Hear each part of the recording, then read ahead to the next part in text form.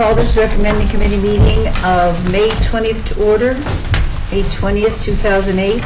Are we in compliance with the open meeting law? Yes, ma'am. This meeting has been posted in various locations throughout the city.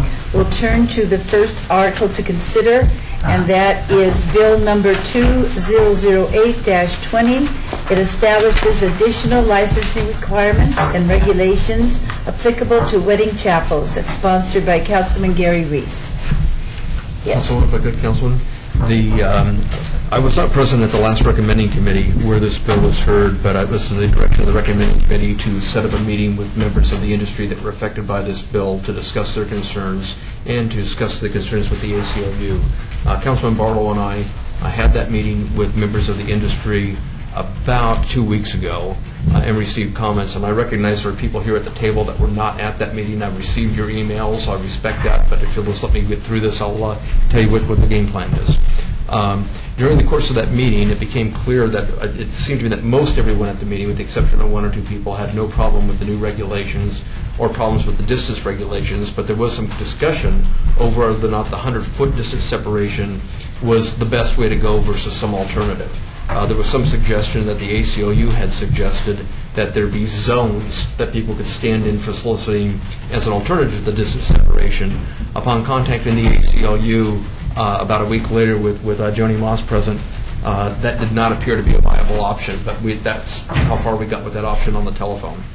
What was decided at that point in time was that we would revisit this issue with the ACLU to see if they had an alternative, to hear out their grievances, to hear out any complaints that they had, and we may or may not disagree with them at the end of the day, but to at least have that opportunity to discuss it.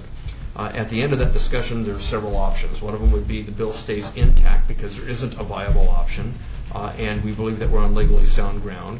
Or two, we decide we're not on legally sound ground or there's another viable option, and we change the bill. Right now, we have no reason to believe that we're not on sound legal ground, and the 100-foot distance separation still appears, in my personal judgment, the best option for separating solicitors from patrons. For those of you who were not here at the previous meetings, this bill will make it mandatory in the future that all people associated with the industry get privileged licenses. Everybody associated with the industry today, when you come up for renewal, it will be at the discretion of the business licensing director as to whether or not you're going to get a privileged license. You can guess what that probably means, is that if we're having trouble with you, we're going to probably ask you to get a privileged license. You'll only know if we have trouble with you, but that's the way that's written. And then it also creates a 100-foot distance separation between solicitation and the door to the Marriage License Bureau. That's as it's currently written. I spoke to Councilman Reese, who is the sponsor of the bill, and I've asked him if we could hold this bill so it's not eligible for adoption on June 4th. Rather make it eligible for adoption on June 18th. If you do that, and the reason I'm requesting that is I will not be here on June 4th, and I would like to be here for the final hearing of the bill. That gives you an opportunity to do one of two things. We can either have one more meeting outside of the recommending committee, or call it back before recommending committee whether or not you have another meeting. But at that last meeting, it will be the last opportunity to settle anything, and anybody who wasn't included in the first meetings would be invited to that if you leave us their name and number. That's my presentation. If you have any questions, I'll be glad to answer them. And if you don't mind, Chairwoman, and for those that contacted me via email or telephone, I want to apologize to you because the information that we received from the last recommending meeting were the contact information from those that were here. And so for that, just shy of opening up the yellow pages and calling everyone that had any similarity or any connection to the wedding chapel issue, that's something that wasn't in play at that time. So we captured everyone that was here for the recommending meeting, received all their information, and we asked that they also share that information with others who they felt would be affected by this ordinance and invite them to that meeting as well. So it wasn't that my intention or the city's intention was to leave anyone out. It was just that those were the individuals that were standing before us requesting for additional meetings and comments and had additional questions. So that's why I sent out an email stating that I will allow you as much time as needed for you to basically state your position or your claim on the public record so that we can have that conversation here, which will be better to have it here than to meet with me personally in my office, and because I feel that it's more important that your comments be shared not only at this recommending meeting, but that your comments will be on the public record, which will basically keep all of the conversations transparent and in the open. So I just wanted to share that, and I want to thank you also for contacting my office with your concerns and stating your concerns at the same time. Thank you, Chair. Thank you for your Councilwoman. email. Not a problem. Is there anybody from the audience who would wish to speak this today? Yes. State your, you want to get the mic closer to you just to be sure? Okay. Joan Bohorkis with Vegas Adventure Wedding Chapel. My business partner is Glenn Davis. He can't be here today. We're in the middle of a wedding, so he's out driving. One thing that we've discussed with our chapel is that we really don't feel that the need for a privileged license, because we're putting out so much money on all the licenses already, and if this license is being drawn up specifically to keep out the hoodlum owners that have caused problems in the past, if anybody wants a license bad enough, they're going to put it in somebody's name that has a clean record, and that isn't going to create an issue where it's going to stop everything. I think that when there's problems and we all got together and we ended up prevailing, that only the ones that are going to be doing a service to all of our clients, that those are the ones that should be able to be not having an issue, not having a problem. And now it sounds like once we're up for renewal, we're actually going to be at the discretion of the City Council to make us go through a privileged license and have to pay for all that background checks, and that's going to be more money out of our pocket. So that surprises me right now that we've already had a license, we've already been operating. So upon renewal, so this is not going to affect just new businesses. This will affect each and every one of us in this room when we're up for renewal. Am I clear on that? That we're going to have to, we may not have to, if we're troublemakers, it's at the discretion for us to have to go through it. If we're not troublemakers, we won't. For want of a better way to put it, yes. The business licensing director, who just walked in the room a moment ago, determines that a privilege, that there has been problems with the business that warrant a privileged license, then he will make it a requirement. I don't expect that that's going to be a random decision on his part. I expect it will be based on performance. Okay. And then the privilege license, is that going to affect anything to do with hand billers? Because we already have the hand billing license. I understand the 100 feet separation, that issue is coming, probably it's going to get passed, is what it sounds like.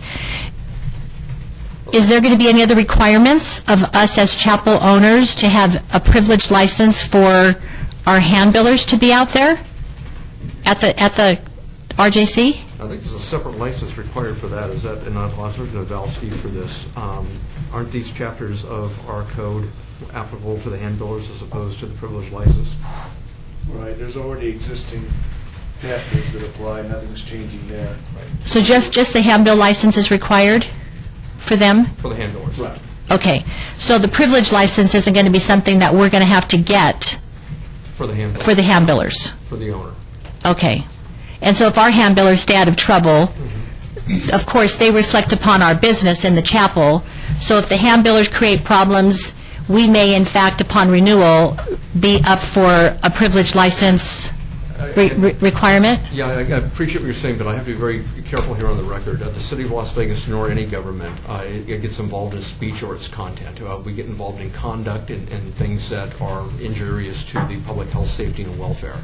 And there was testimony, and obviously we know the whole history of the Garden of Love. There was testimony during that about conduct that was well beyond the pale of anything involved the First Amendment. We had stories of people paying people $1 an insult to have homeless people, jeer people off the steps, people trying to light other people on fire, people getting in fist fights. That was the kind of conduct that was brought to the attention of the public during the course of that hearing.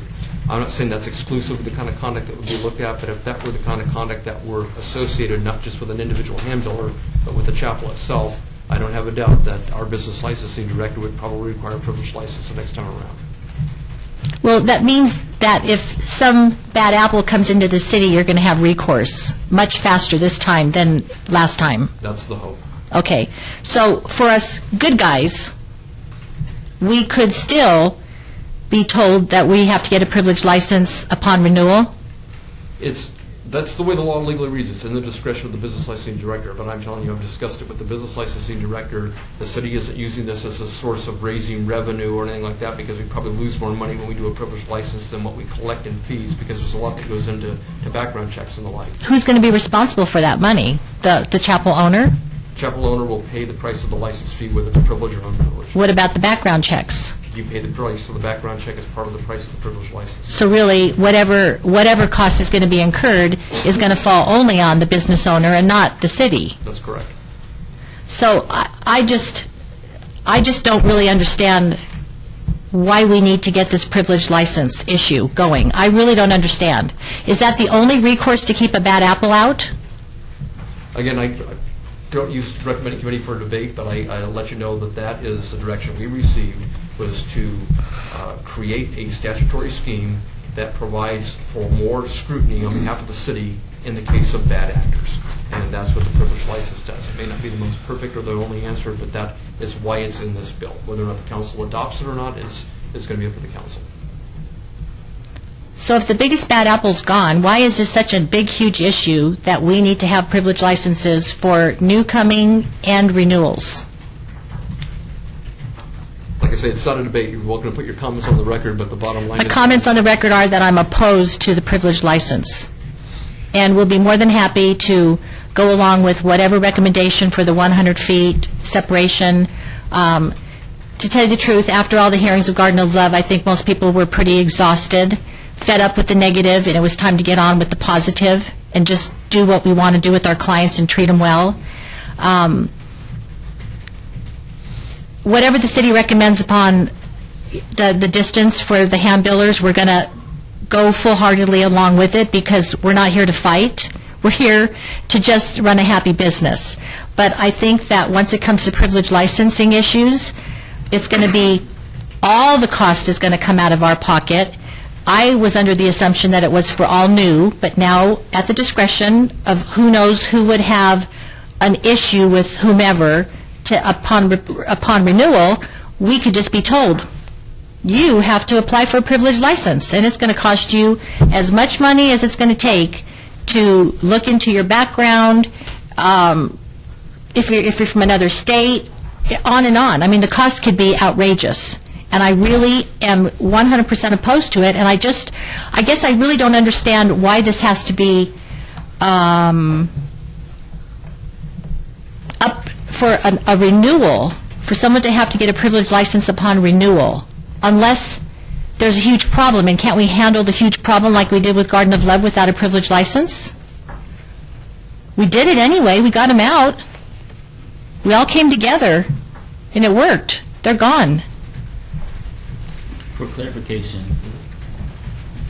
each business owner would, upon renewal, would they be subject to a privilege license, or is that upon an issue taking place with a specific licensee? Right. What would happen is between the time that you pay your non-privileged license fee and your renewal fee, we become aware through complaints by police officers, citizens, and the like, if there is a problem with the chapel.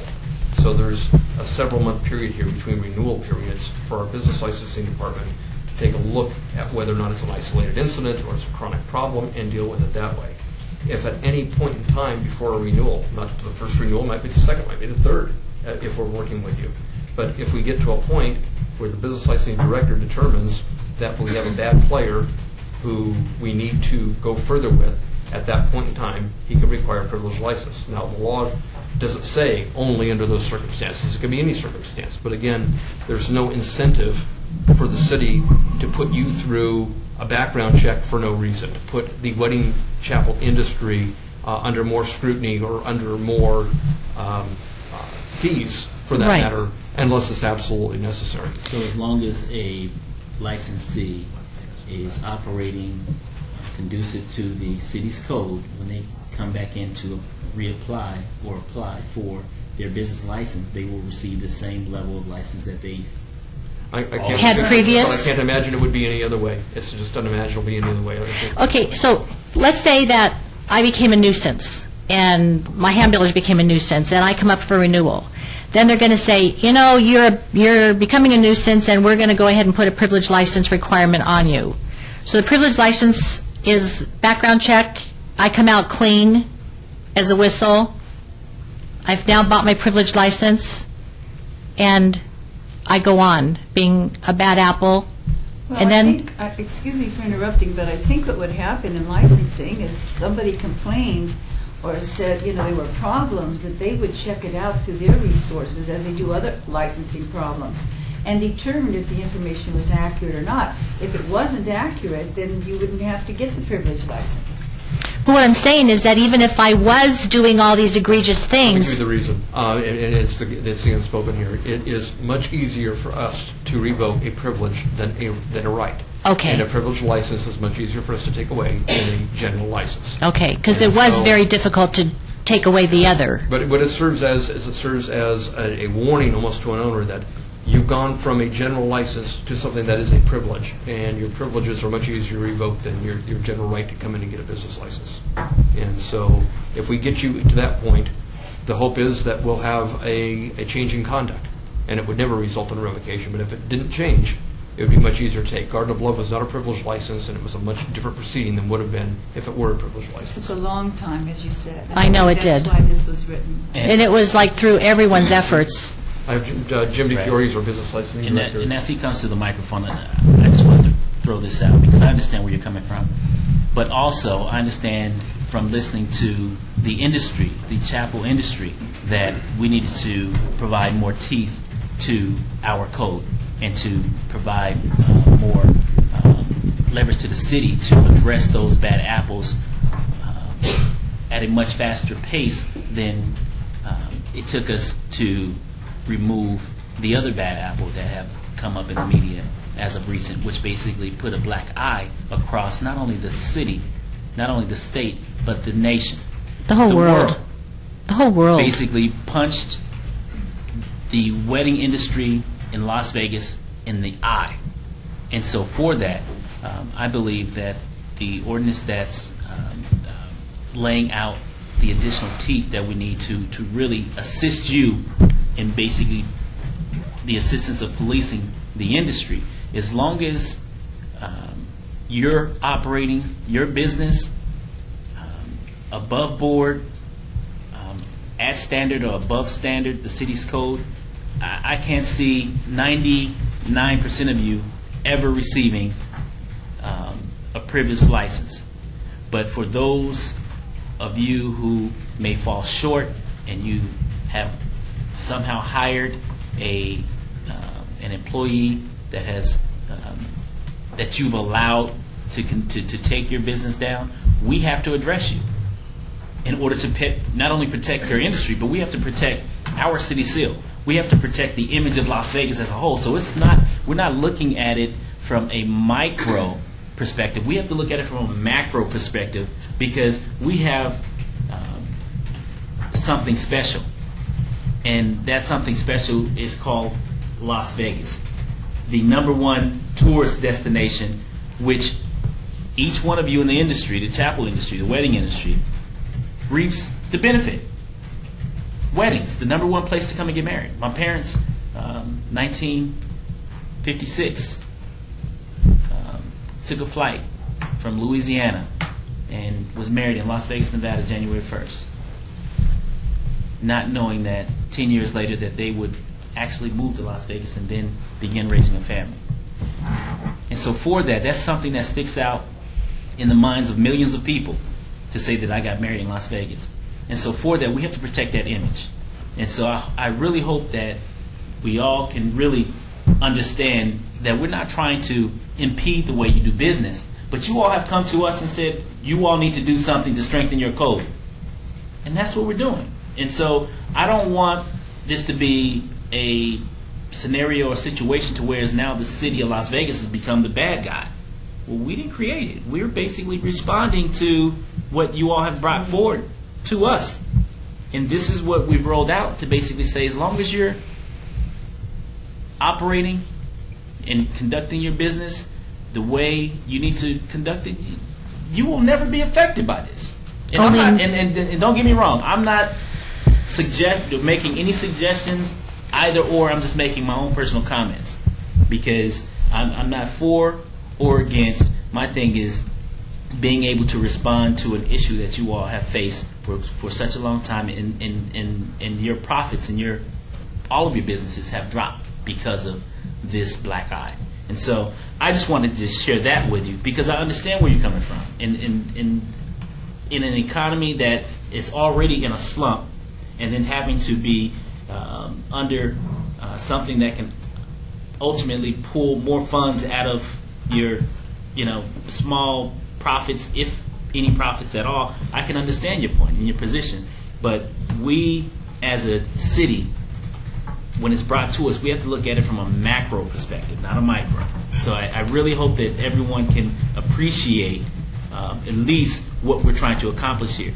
If, in fact, your business is operating below par, then shame on you. And we have to address you. No different than if I go out and do something and break the law. Well, there's repercussions to doing that. But as long as I stay on the right side of the law, all the laws in it, where you can make every law in the world to basically, say these are going to be the repercussions. But if I never break that law, I never have to look that way.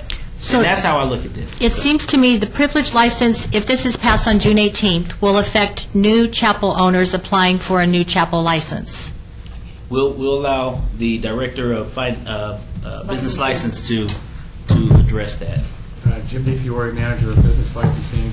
As I see the provision in the code, that is true.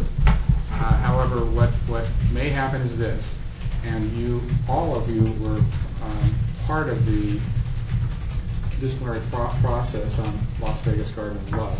Complaints came from all of you as individual owners. Complaints came from the Metropolitan Police Department. Complaints in some cases came from customers that came in for weddings and utilized their services. In this case, if we have a number of complaints that do come to our attention, an evaluation will be made at that time on whether or not your business will be required to have a privilege license. If that is the decision that is made, the paperwork coming forward will be forwarded to the Metropolitan Police Department upon payment of the investigation fees. They will do a thorough investigation on all of the issues that are brought to our attention, and at that time, they complete their investigation. It'll come before the City Council. The City Council will have that report and will make a determination on whether or not your business is worthy of a privilege license. If they vote to deny the license, then essentially, I would suppose you're out of business. And I've worked with all of you on these issues over the last several years. I can say this, one of the things that we find remiss in the operations of any business is the ability to, on the employees that you hire, or independent contractors, however you want to call them, to control them. And I think that the downfall of the Las Vegas Garden of Love was the fact that they hired individuals and they directed them to do certain things, or they allowed them the freedom to do certain things which were criminal in nature. And I think that as a warning in this particular code, if you go forward, if the code goes forward as is, then you're sort of put on notice that you're responsible for the people that you hire or that you contract with and the actions that they take out there in the city limits, on the city streets. So I do support the privilege license, and I think that, as Councilman Barlow said, if you continue to operate as you are, I don't think that anybody has, you don't have to worry about it. But it's when the practices start to go south, and that you're not taking responsibility for the actions of your independent contractors or employees, and that's when you'll hear from me. Well, they have their hands up first, actually. Go ahead. Cliff Everts, Vegas Wedding Chapel. I totally support what you said, Councilman Barlow. I think you were right on. I think you got it. you really understand what the problem has been, and I think this is a good move towards the solution. I fully support the privilege license concept, and I support the distance. My only regret is the distance is not a little more meaningful, that it be measured perhaps from the outdoor wall of the license bureau as opposed to from the entrance door, because that would give it at least some separation. But aside from that not being large enough, I fully support it. I think lots of people in the industry fully support it, both aspects of that, and I commend you guys for getting us this far. It's taken a long time. We worked on it for many, many years, but I really appreciate the effort you put into it, and for the record, fully support the resolutions. Yes, I'm Shirley Paragary, the Clark County Clerk. I, too, would just like to go on record saying that I wholeheartedly support the privilege license. I think the City Commission is to be commended for all the time and effort you put into the Las Vegas Garden of Love, and hopefully most of that issue will be behind us now because they are no longer operating.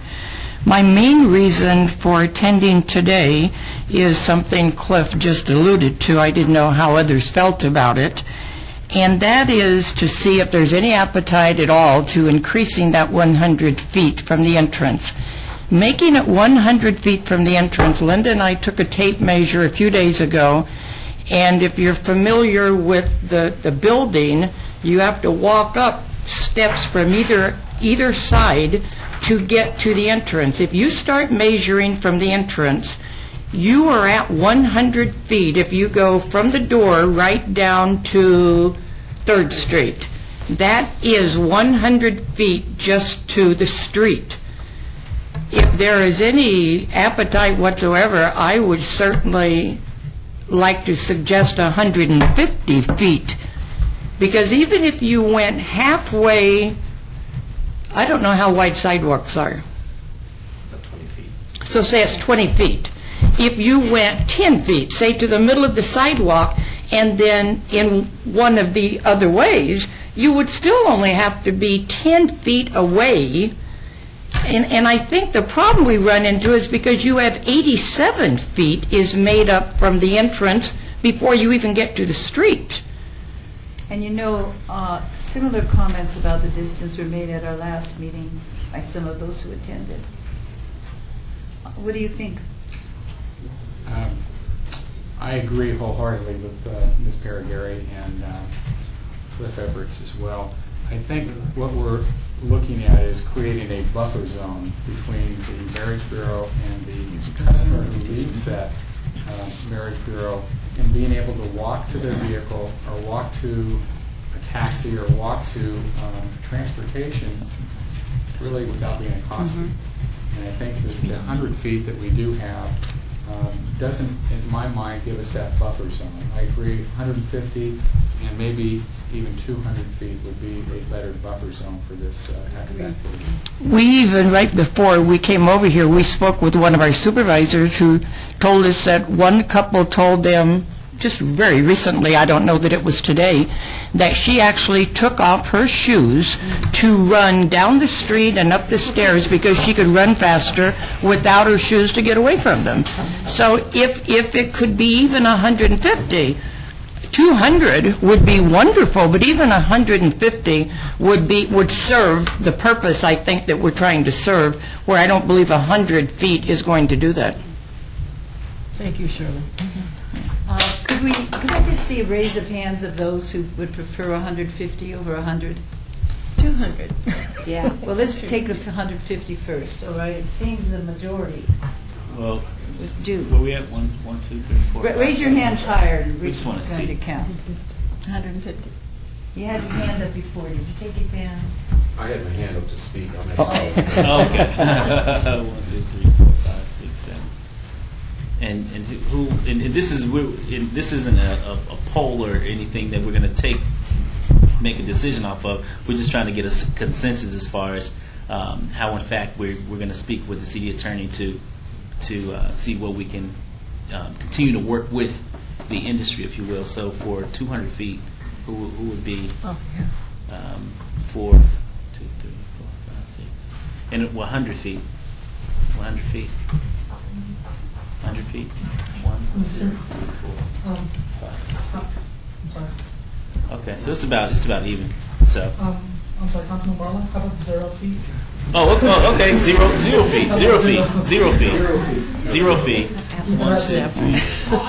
Okay. felt to keep it as is. Absolutely. Okay, 0 fee. So it's about, okay, so it's even, either way. Do you need to Okay. get talking to the microphone? Oh, please do. I just want to, just so that, I know we have a lot of people in the room, so let's see where we sit. Okay, so bad apple chapels is one issue, bad hand billers is another issue. So if you're going to have a hand biller who is accosting clients at 0 feet, 100 feet, 200 feet, 250, if they're going to be those kind of employees, they're going to attack them running from every parking lot, and there's going to be accosting going on everywhere if those are the kind of employees that chapels are going to hire. I think that in order to have the hand billers be gracious, we get so many people in our chapel because they say, your gentlemen that work for you are nice, they hand you a flyer, they don't accost you at all. So if there's going to be aggressive accosting hand billers, they're going to be chasing them into the parking lots. Well, that may be so. What we need to do, I think, is take this back to the author of the ordinance also, and I will do that. Let him know the feelings that were here, and also the feelings of Shirley and Jim, and let's see what he feels about the written ordinance. How is And the then discuss 150? it, by the way, we're coming back. What we've talked about is obeying this, right? Well, we've abated before, and that's how we got it back to this point, because we abated at the last meeting to have the meeting with the industry, which we had, and then that's how it. I thought he started off the meeting, though, talking about having another meeting other than this. I think right So that, now- I thought was... June right now 18th. It would normally be He scheduled can't abate. for adoption on... No, only we can. I can't do anything. Right now, it would be scheduled for adoption on June 4th. My recommendation is June to be 18th. scheduled for adoption on the 18th. That would leave you an opportunity to have one last recommending on the 17th. During that interim period, a couple things can happen. I think the first meeting was very, very productive and went really well. I want to thank everybody for coming to that. For those who felt left out because they didn't know about the meeting, or there was, as Councilman Barlow said, there was no deliberate intent to exclude anyone. It's just that we didn't know who wanted to come. And now that we know that there's a larger group, we can get a distribution list to today. I can set up a second meeting, talk with the ACLU. We can discuss everything from privilege licenses to the distance separation. And when we come back on the 17th, like it or hate it, we'll have the final version of it, and it can be discussed and voted on by the recommended committee, if that's okay with you. And how the chapel's going to be notified of that meeting? Well, let's go ahead and speak into the microphone, sir, and state your name, please, for the record. Excuse me. Khalid Alexander from Lily of the Valley. Are the chapels going to be notified about that meeting?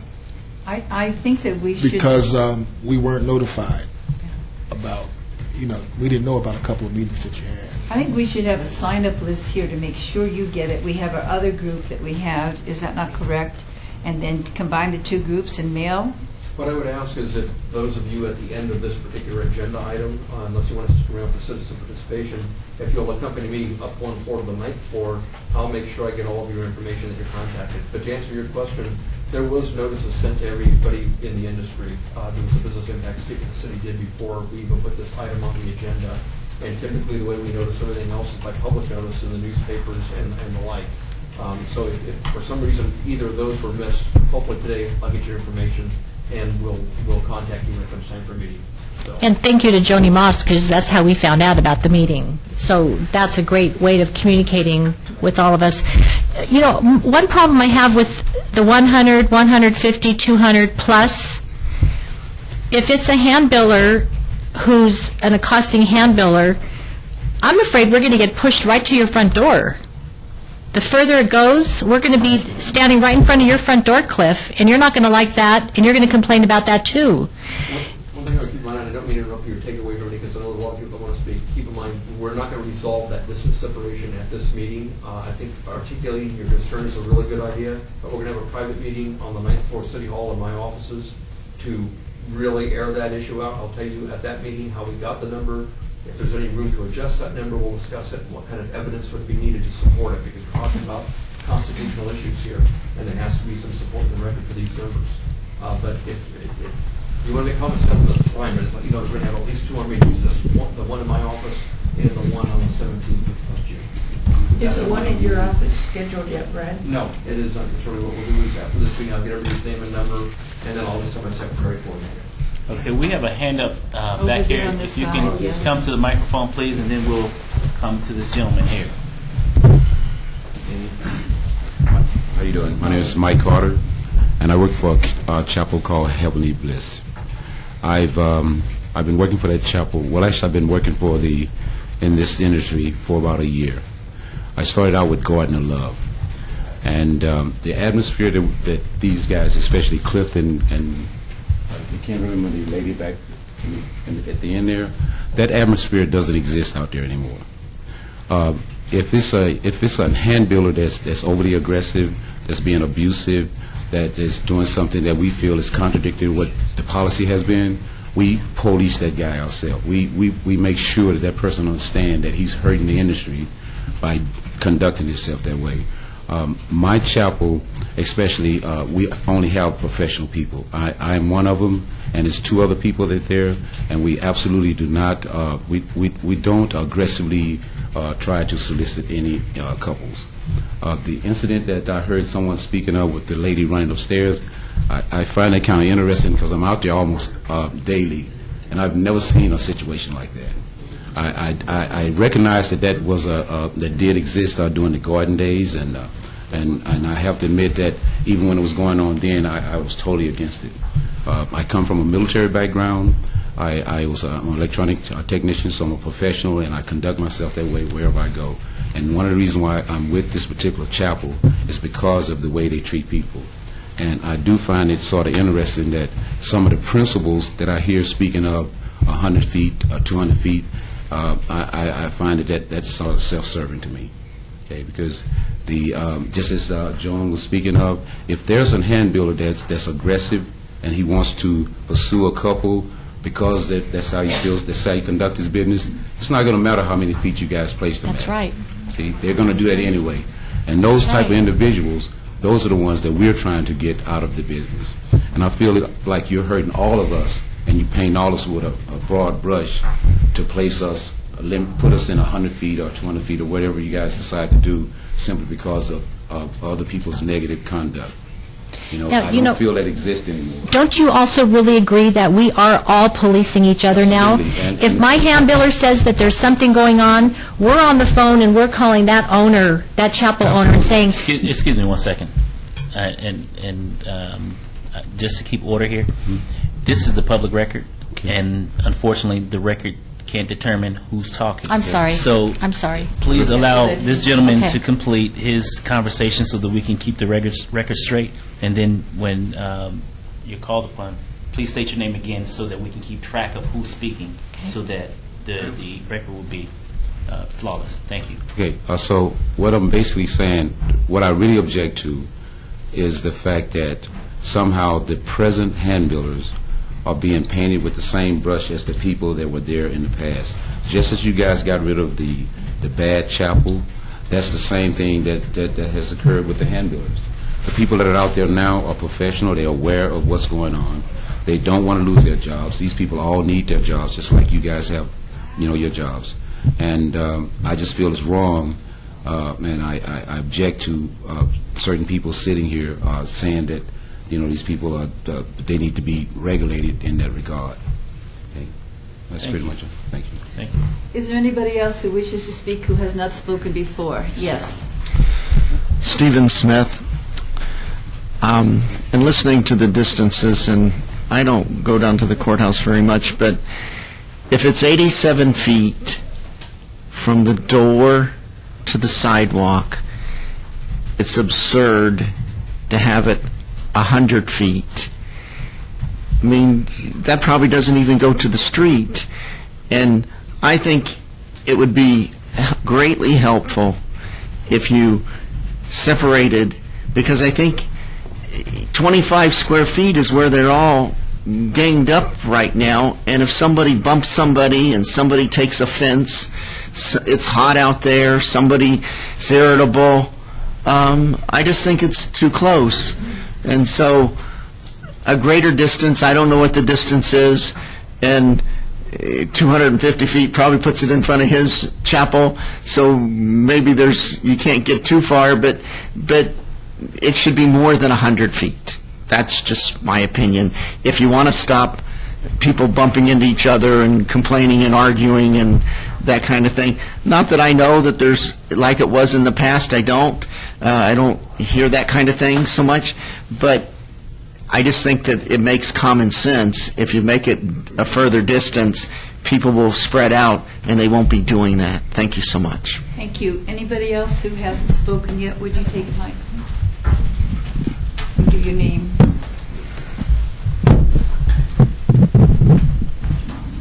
My name is Charlotte Richards with the Little White Wedding Chapel. I've been in business for 49 years, proud to be. I feel that 100 feet brings you to the edge of the sidewalk, and at this point we're having difficulty with our limousines being parked, and our drivers have to go around the block. There's no place for them to really park. Thanks be to God that when the certain wedding chapel was there, they would illegally park and take up a lot of the parking places. I believe that we talked about having it in an area where maybe it wouldn't be right in front of Cliff's door, but if we went to 150 feet, it would be across the street, and I think it would lessen a lot of problems. People getting bombarded by limousines, taxis. In fact, it wouldn't happen as bad. People wouldn't have the problem that they have today trying to get their customers in and out the cars. And excuse me, one more thing, and I will second the fact that there are people still soliciting down there that are very aggressive because they come and tell me. And so I don't have any reason to tell you that they came and just said everything was great if it wasn't. I don't have any reason to lie about anything. And when my clients tell me that they were harassed, I believe them. Well, I will tell you, I believe that this was written because of the problems that were there year after year after year and the extreme difficulty in correcting those problems.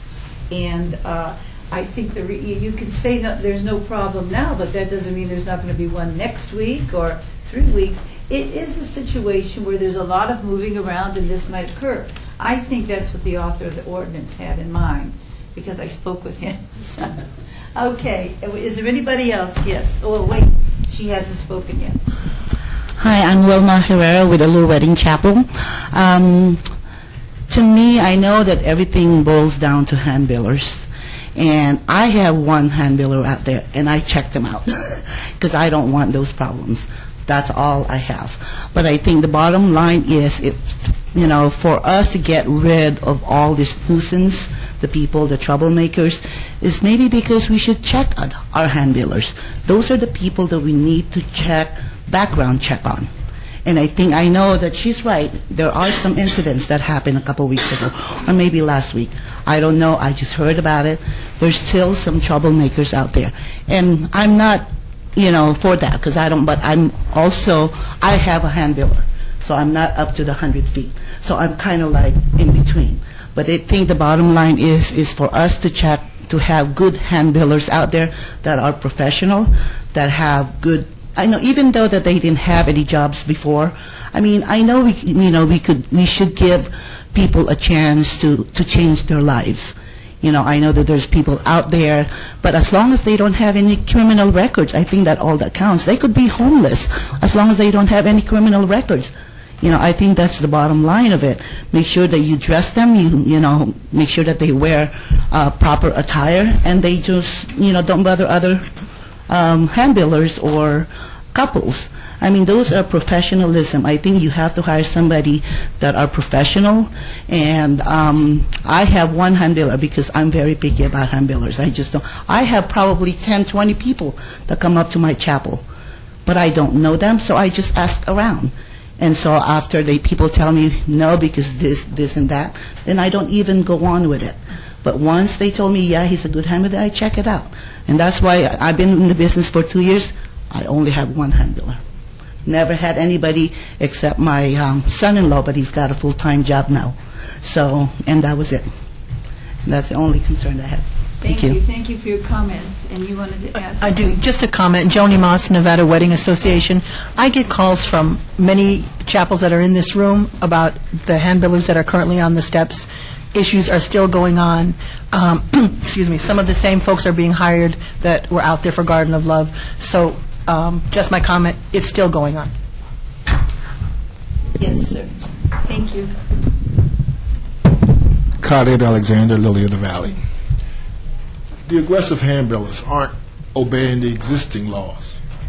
They have a blue line drawn on the sidewalk. They're crossing the line. They're standing in front of customers, impeding their progress. They're chasing them down the street. That's called coercion. They're not obeying the existing laws. What makes you think if you stiffen the laws, they're going to obey those? All it's going to do is deny the non-aggressive handbillers access to the customers. They're going to be further away, and the ones that are disobeying the laws now are going to continue to disobey the laws and go aggressively after the customer.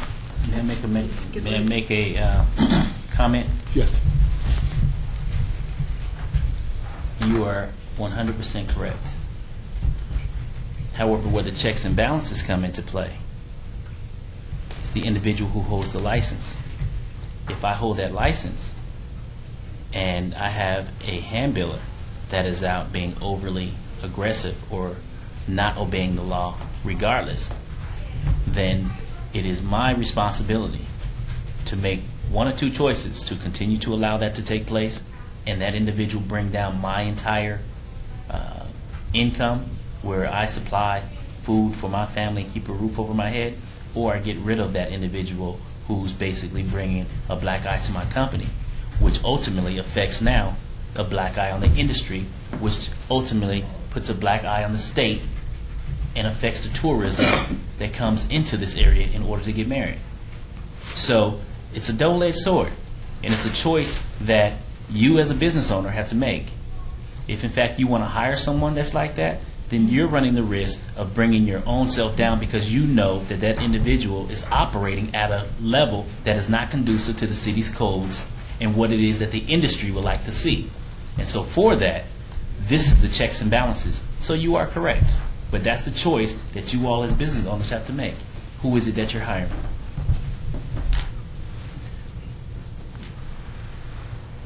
That explains the privileged license, but that doesn't explain the 100 feet.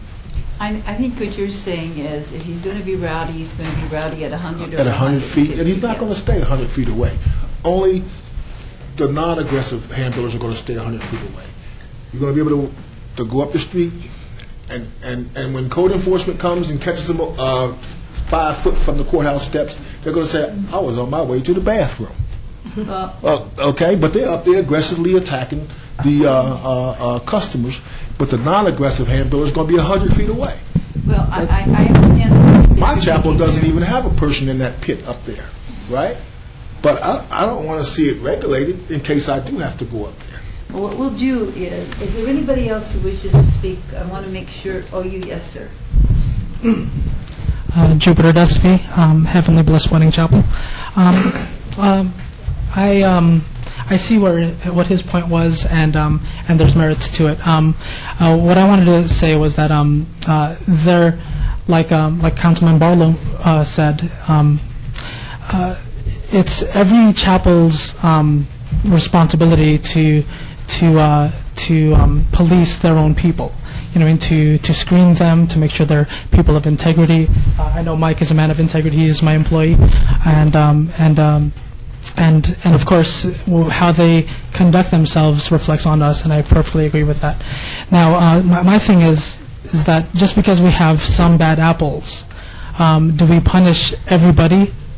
You know, do we punish everybody on behalf of just the few that did something wrong? You know what I mean? If this ordinance or whatever is passed, let me just tell you, we're a small chapel, we're a small family business. This is my mom, and she's the one that's been running the business. And sometimes, we'd be there just between the two of us, 24 hours a day. Just between the two of us and my aunt and my cousin. Okay, so that was in the earlier days. Now we close at a decent hour and a reasonable hour. But my thing is, we run our our company integrally, with decency, with honesty, and if the ordinance is passed where we have to go 200 feet away from the courthouse, we would go out of business. We would go out of business. That's our entire livelihood.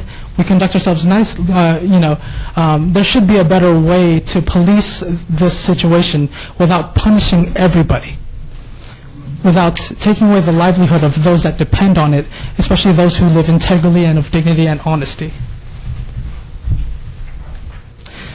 As far as the people that work there, I spoke to, when I go down to the courthouse, I do have friends there that work for other chapels, different hand builders.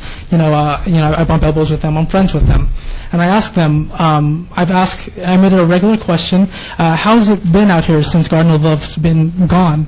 And they all testify, yeah, it's much more peaceful. It is much more peaceful. It's not the way that it used to be. Now, you get any group of people together, they're going to bump heads. Over here, we're all civilized people, and we're bumping heads over this issue.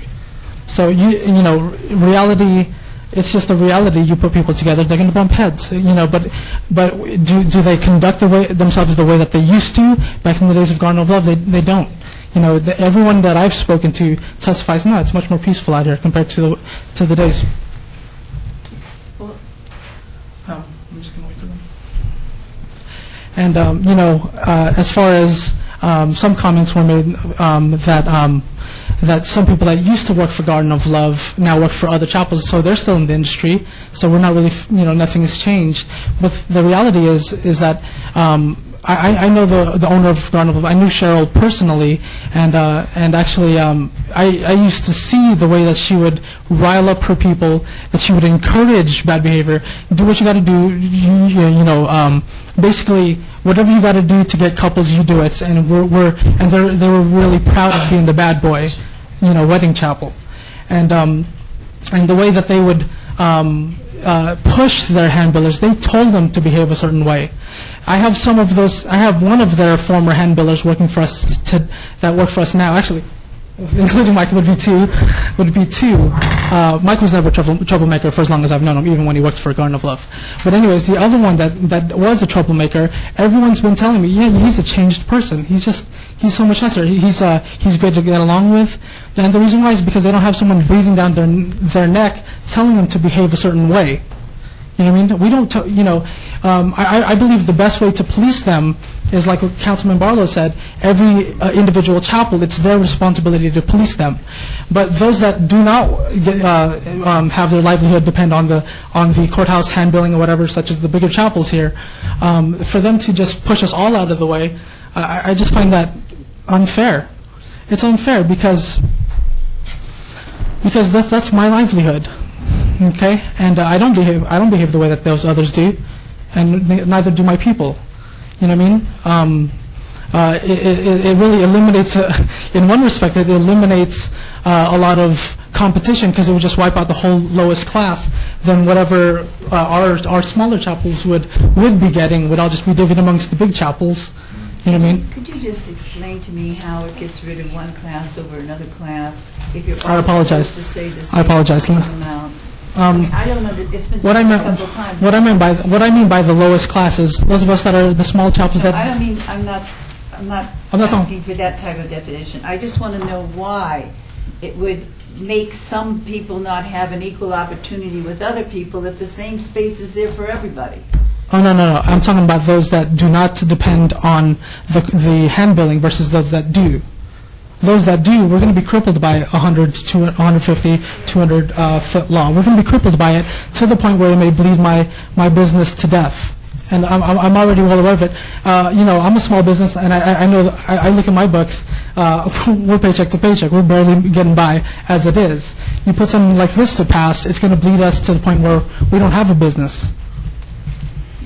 You know what I would like to do is to have a tape of this meeting. Thank you. Yes, thank you very much. Before you left, though, I wanted to say, based upon what you're saying here, I'd like to have a copy of this tape for Councilman Reese, please, so he could hear this. Would that be possible? You're not taped? How about minutes? The audio tape will be available tomorrow. As a Okay. matter of fact, online, or we can provide a CD, but we don't have an audio tape. I just think only out of fairness for a councilman who could not be here because Right. he's a full-time working councilman, almost full-time, that it's only fair for him to hear both sides of this, and that's why I wanted to say this while you were still seated there. Yes, ma'am. I appreciate your comments, and I think they're important for him to hear, as well as all these other comments, so we'll make sure that he gets them. Okay, thank you very much. Thank you very much. Now, was there anybody else who wanted to make a comment? Yes, Shirley. Oh. If I can make one additional one, just for the record, please. There has been, but the last gentleman who spoke, I'm sorry, I didn't get his name, he was talking about some other method of policing the solicitors, the handbillers. There are several in the room here who knows that since I've been in office for almost 10 years now, I've had calls from the wedding industry saying, Shirley, isn't there something you can do about the handbillers and all the problems? And I actually wish the industry had gone to the city commission years ago. I kept telling them, I have no authority. You need to, as an industry, go to the city commission. They finally did, and you're well on your way to helping solve the problem. But prior to this, and the reason I'd like to see the privilege license, we tried to get Metro to help us, because we would get all the couples coming in saying, you know, this man or this woman out there, you know, tried to grab us and grabbed our hand or pushed us or whatever, trying to get our attention. Well, we all know that Metro probably is as short-handed as everyone else is, and they would come out and they would do spot checks and they would arrest one every once in a while. But they have bigger and better crimes, I guess, to go after. So we did try to find another way to police it, but it just didn't work. And as far as, I know we'll have a meeting in Brad's office, but if I can just say one more thing on the distance. If you increased it to 150 or 200 feet, at least the tourist coming here, and whether they're getting out of a limo from a chapel or whether they're getting out of a taxi cab, they could at least pull next to the Marriage License Bureau and go in and get their license without being accosted by some of these more outgoing handbillers. We are still in the clerk's office getting telephone calls from across the country saying, is my wedding legal? Do you still have the problem there with the solicitors? It has dropped off some, but we still get the telephone calls. So that's why I think the distance would be so important. All these people coming in, they at least ought to be allowed to get out of a cab and come in without this. So you can say the bad apple is going to do it, whether it's 100 feet or 200 or 300, and that may be true. But if we consider the tourist, let them have a more pleasant entry into the Marriage License Bureau. Thank you, and that'll all be on tape, and I hope that if any of you have specific recommendations on how to make an improvement without having the distance, be sure and bring that information when you meet with Mr. Jervik. Yes, your turn. Yes, my name is Pastor Gary Kirschbaum with Joyful Hearts Wedding Chapel, and we're new on the block, and we're a small chapel. And right now, I mean, we basically just got all of our website up and running. So 100% of our income is based upon hand billers. And I'd just like to ask a question to the bigger chapels, which have been established for a long time, they're on the internet and so forth. Being 200 feet away, how are you going to give a flyer out to someone going to go get married? What? If you're 200 feet away from the courthouse, how am I going to hand a flyer to someone about our wedding chapel? Well, let me just do this for clarification. This is for comment, not for debate. Okay, well, That's not what I this meeting is oppose for. anything over a 100-foot mark. We're a small chapel. You get pushed down out of the way. How do you make a living? You can't. And our chapel was open. It's a long story. Our main thing is our church, which is on 3rd and Imperial, to the homeless and poor. And we're using this chapel to fund that. And so I believe if you push the hand billers all the way, our chapel closes. I mean, I disagree with it. I agree there needs to be integrity in the industry. I believe it needs to be cleaned up. But I believe every chapel owner should be over they're hand builders, not regulated by a law. I mean, I believe in laws, but if the owner can't take care of them, well, the owner doesn't need to be there. But I don't see why there's a few bad people, why this young man back here is talking about, why it affects everybody. And over 100-foot mark, that will affect the small chapels. It will affect them. Thank you very much. You know, we've had quite a bit. Let's get 1 minute each. She was first, and then second, and somebody over here was third. Fourth, too. Joan Bohorquez, Vegas Adventure Wedding Chapel. I do understand that Charlotte has clients coming in saying that they're still having negative things, but I'm telling you, there is so much positive. Clients come in out of a taxi and they don't know what plan to get married.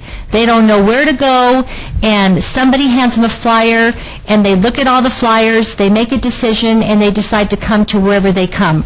We are here to assist tourists coming in to get married.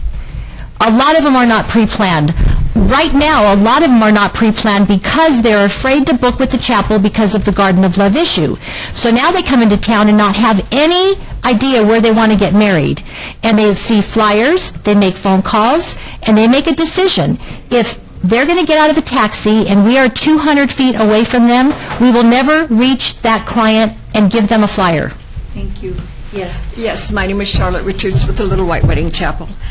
I was just wondering if every wedding chapel would go out and solicit and take a staff of people and work them 8 hours, and there would be maybe 50 people standing out there in front of the Marriage License Bureau. How that would appear to the public, I don't know. I don't think it would be well.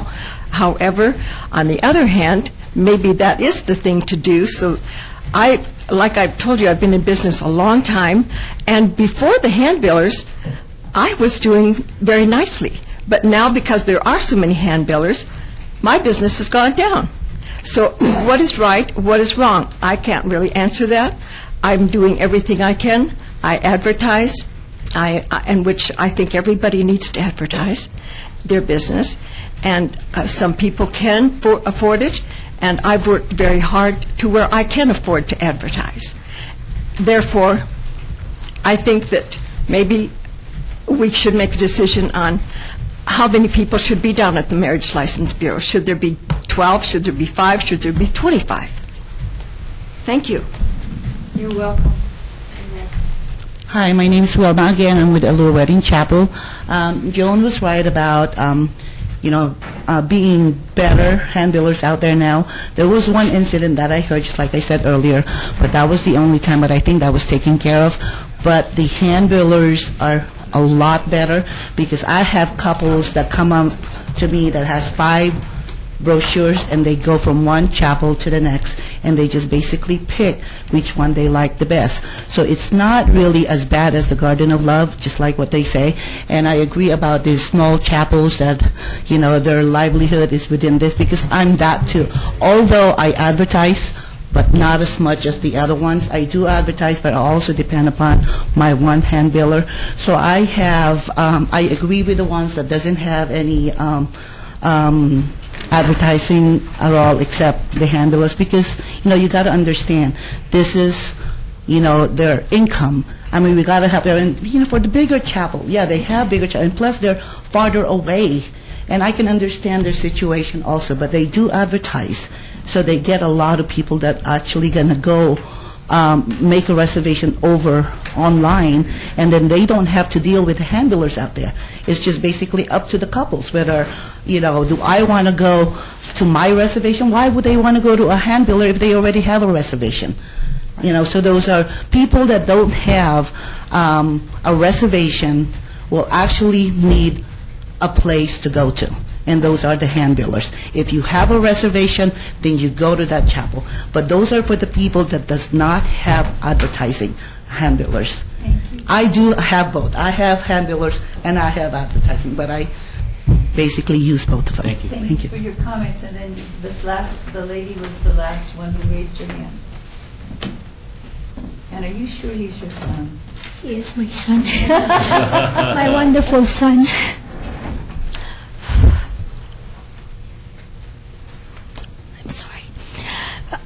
My name is Emily Rose Garcia from Heavenly Bliss Wedding Chapel. I'm sorry I get emotional. First of all, I want to thank you all for getting rid of Garden of Love.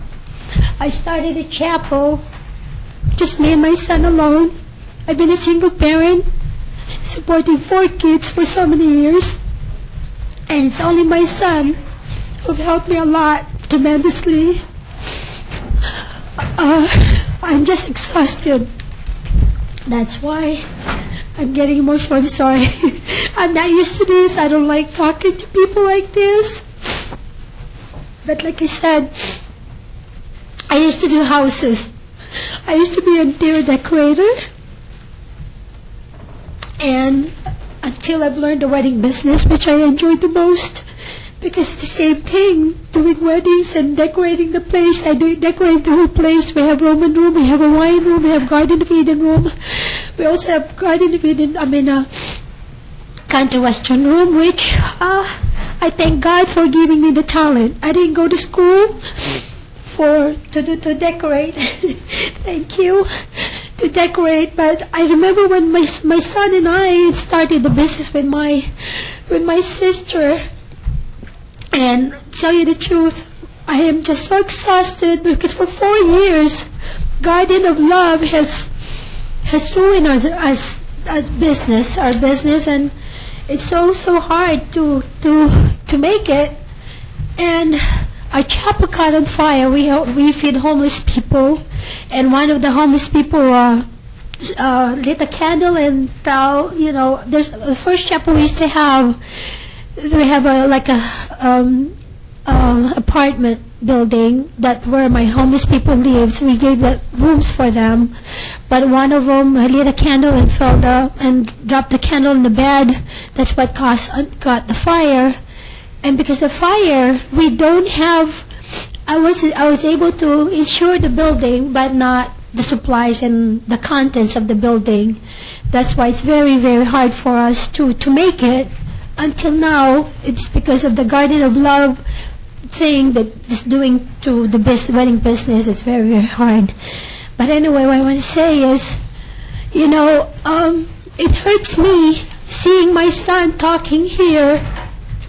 He's been very, very honest and not having a bad intention to nobody. We run this business, our chapel, with integrity, honesty. Even there's a lot of people ask for a job as a hand builders. It's very hard for us to. I always tell them no, because especially if I know we can trust them. Especially I could feel that they're just going to give us trouble. And if we do, believe me, I get rid of them because we don't want our reputation to look bad. We are just a small chapel that's depending on the hand builders. Unfortunately, I wish we have a lot of money, like this other chapel that has a lot of money to advertise. We don't, And so, if you guys get rid of the hand builders, or like 100 or 200 yards away from us, what are we going to do? I have a sister that works for us all this time with her husband with cancer, and her as well, who just had an operation and used to have a cancer in his breast, and I thank God it's gone. And he works for me. A son who worked so hard. He had a hard time with fighting with the Garden of Love. He never fight. He just, one time I remember he would come to me. Mom, he used to hand builder. He would come to me. It breaks my heart all the time. Mom, it's so hard out there. I don't know what, they're pushing him. They're threatening him. And he said, if I don't love you, Mom, I won't be there at the chapel. But because I would have given up this chapel for a long time, but just couldn't because of the people depending on me. And when he said that, I just said to him, Shaq, just pray for it. So the next morning he said to me, Mom, what God reveals to me is that for me to tolerate these people and to be more patient and to be more tolerable with this kind of people. And so far, at least, I thank God that we're still here. But then again, and I have 2 homeless people that's been loyal to me, who's been with us thick, we're talking about thick or thin. The chapel caught on fire. Many times I wanted to give up. I didn't want to give up. I could have just go back and do my interior designing. I just couldn't because they're depending on us. You know, how can I give up this chapel? I just can't, especially my son who worked so hard on it from the beginning, from the day one, worked with me. You know, and that's what breaks my heart. I think it's good that you've told us all that. I appreciate I have that people very much. working with me. I mean, my daughter who has lupus. You know, I'm a single parent. What am I going to do? What kind of job am I going to go back to interior decorating? I don't want to anymore. I don't want to knock on doors anymore. My son used to work for me as well. He used to install blinds for me, install drapes for me, you know. And the homeless people now, they have their own place to live. That makes me feel good. I couldn't just give up on this. I just couldn't, you know. I think that your comments are important to give a weight on all sides. And your son is going to try and come up with some specific suggestions. And if you want help with the lupus center, I'll meet you afterwards and talk with you about that. I also wanted to say that I hope you all look at this radius. As I look at the radius, the 150 wasn't that bad, but I don't know. I'm just telling you that this is being offered. And I really appreciate their Thank coming you. forward. It's very, very important for us to do things like that. Thank You're you. right. Thank you, guys. It's scary to get up and talk, but you know what? We're all So just scared, like I'm you. sorry. That's it. Now, Well, I just want to let you know, I've circulated a pamphlet here today, so nobody has to go to the ninth floor. Be sure before you leave this meeting, if you haven't already signed up at the previous meeting, please sign this, and within the next week or so or less, we'll set up a meeting in my office. yes. But was it, who gave me I don't this? know. Who was that? Someone handed Someone me. How can we get that a copy? It was Jim. Jim, how can they get a copy of this map? You know, Would you make just copies, please? Thank he's you. going to make some Okay, copies great. for us. And now remember, you're going to have another meeting, you'll have the map, you'll have the opportunity to bring forth specific suggestions. And I think it's now that Mr. Barlow, Councilman Barlow, will make a motion. Yes, and just for clarification, if Brad, you will just recap as far as you not being here on June 4th. How in fact you're suggesting we... Recommendation would be to hold this in abeyance until June 17th. Is that correct? That's the next recommending committee before the 18th meeting? Yes. And the direction is to me to invite these fine folks to a meeting in my office to discuss the ordinance again prior to its coming back to the recommending committee on the 17th.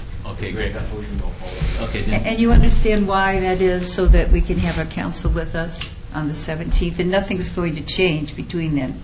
Okay. Then my recommendation would be that we hold this item in abeyance until the June 17th recommending board meeting here on the 8th floor of City Hall.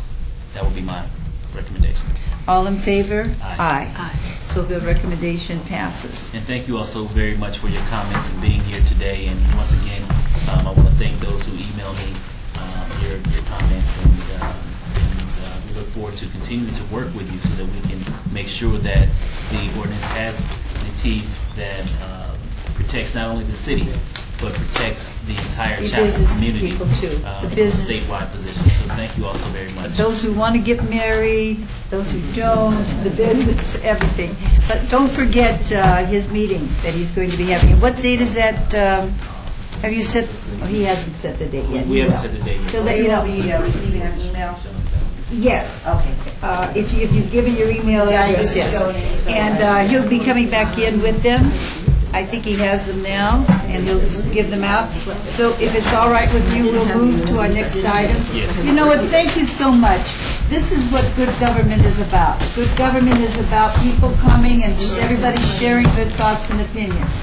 So thank you very, very much, all of you, for coming. All right, we'll move to the next item. Bill number 200826. Excuse me, ladies, we have to do some more business here. Bill number 2008-26, annexation number ANX 23103, property location within the area bounded by Witch Mountain Road on the west, Moccasin Road on the south, Schaumburg Road on the east, and Iron Mountain Road on the south, petition by Southwest Desert Equities LLC et al., acreage approximately 605 acres, zoned RU and PF, county zoning RE, UPCD, and UPF city equivalent, sponsored by Councilman Stephen D. Ross. Yes, committee members, this is an ordinance that ends the process for one of our rare long-form annexations where not everybody is petitioned. We've seen this numerous times before the entire council in the form of an annexation report, a public hearing, etc. This is the last step in the process. There is a blank on page 4 that I need to fill in that represents the number of property owners that registered at protest. That number at the current time is 0, and so we would insert that on the top of page 4. Because we left the blank, we don't need to amend it, but it will go forward to the council with that 0 in there. And then perchance if someone filed a protest timely and we just didn't get it until later, we can amend that if we need to. Could I ask now, this isn't one of the annexations where there's some question with BLM and recreation land, is it? This is something else. Well, there are BLM parcels in here. I can't answer what. But it is. It's not the large parcel. I just wanted to check. That parcel wouldn't be here anyway. It would come up differently. Thank you. So we recommend approval. I know there's someone here to be heard on it. So Chris Dingle, 3455 Cliff Shadows Parkway. I just had a question as to what the general plan designation was going to be of the parcels that are going to be zoned RE. Yeah, I have told Mr. Dingle I don't know the answer to that question. We can get him that information. The ordinance requires us to call out the zoning classifications because that's a judgment call that has to be made to equate the county or the city, the closest city classification to what it is in the county. We don't call out the general plan designation because that's not a judgment call. It is what it is. But we can certainly get him that information from the planning department about what that's classified. So, how soon would you be able to provide him that information? Well, I was hoping to do that today. I was hoping planning would be here and they would have known, but I can certainly do that by tomorrow. Can you get that information to him tomorrow? Okay. Very good. Anybody? No other comments. Anybody else have any comments? All right, our motion, Mr. Councilman. Okay, my motion would be for move for do pass. All in favor? Aye. Now comes the time for the public to speak and have participation. Does anyone wish to be heard under this portion of the agenda? As there is no one there, I say the meeting is adjourned.